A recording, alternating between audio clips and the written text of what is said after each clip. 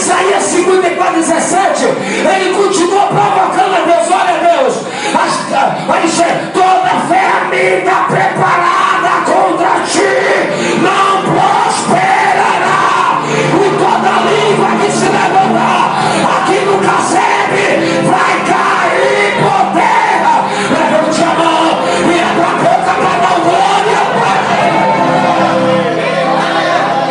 Se provoca a Deus, estão seguros.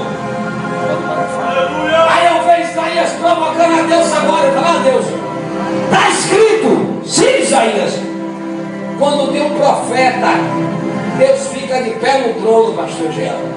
Ele não aguenta ver uma profetia de um profeta cheio dele. O que ele pedia acontece. Está todo mundo envergonhado. Israel está abandonado, procurando socorro onde não deveria buscar socorro. Vai de um lado, vai de outro. É no tempo da política agora. É uma agonia. É um procurando vereador tal. É Camando e andar sébia. Urimicandarábia. Arabai Camancho Rébia. O Deus da igreja que manda de tudo. O Deus da igreja é que abre a porta. Aleluia!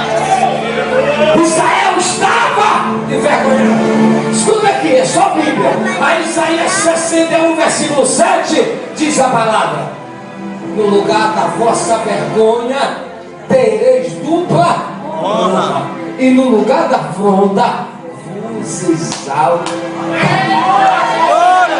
Deus não vai entender agora. Levante a mão, eu quero profetizar nesta noite.